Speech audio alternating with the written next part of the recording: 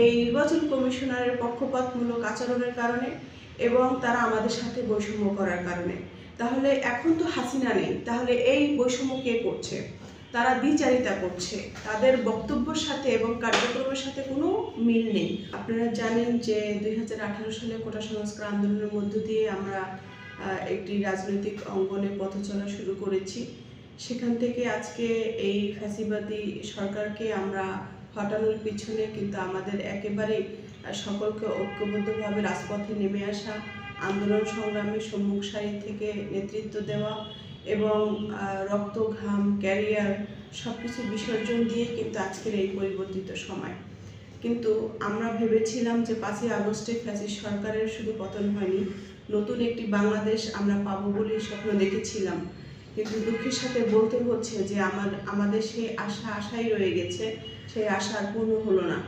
অত্যন্ত দুঃখের সাথে বলছি যে এখন আমাদের সেই ফ্যাসিস্ট সরকারের দোসররা বিভিন্ন জায়গায় এখনো বিরাজমান করছে এবং তারাই আমাদেরকে সেই আগের মতো করেই শোষণ করছে। যার আপনারা বাস্তব উদাহরণ দেখতে পাচ্ছেন, সেটি হচ্ছে বর্তমানে যিনি নির্বাচন কমিশনের দায়িত্বে আছেন এবং সাথে তার যারা সহযোগী যারা রয়েছেন, প্রত্যেকের মনোভাবে অত্যন্ত গর্হিত এবং তারা একেবারেই বৈষম্যমূলক আচরণ করছে এবং তারা মন গড়া এবং বিভিন্ন দলের প্রতি তাদের হেলে পড়া সব কিছুই আপনারা দেখতে পাচ্ছেন। সেটি ইতিমধ্যে স্পষ্ট হয়েছে।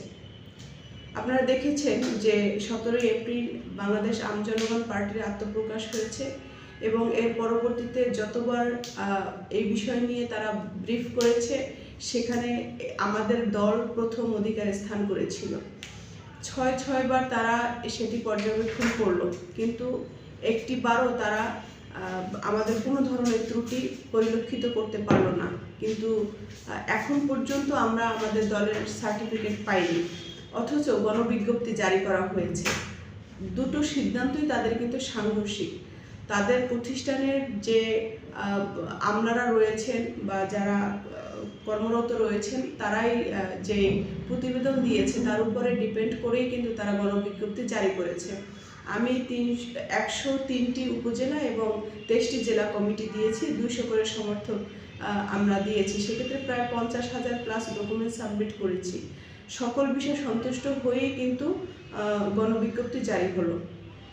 কিন্তু কে বা কারা ষড়যন্ত্র করে উদ্দেশ্যপ্রণীতভাবে আমাদের নামে একটি অভিযোগ করেছে, যার কোনো গ্রাউন্ড নেই, কোনো ভিত্তি নেই, তার পরিপ্রেক্ষিতে আমাদের সার্টিফিকেট দিল না।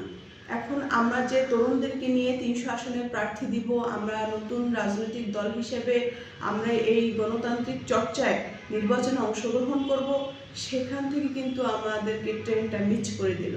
যেমন নির্বাচনী ট্রেন কিন্তু ছেড়ে দিয়েছে, কিন্তু সেই ট্রেনে আমরা উঠতে পারলাম না।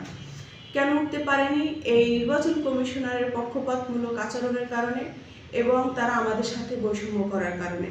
তাহলে এখন তো হাসিনা নেই, তাহলে এই বৈষম্য কে করছে? তারা দ্বিচারিতা করছে, তাদের বক্তব্যের সাথে এবং কার্যক্রমের সাথে কোনো মিল নেই। অতএব আমাদের কাছে মনে হয়েছে এখানে এখনও ফ্যাসিস্টের বীজ রয়ে গেছে নির্বাচন কমিশনার অফিসে।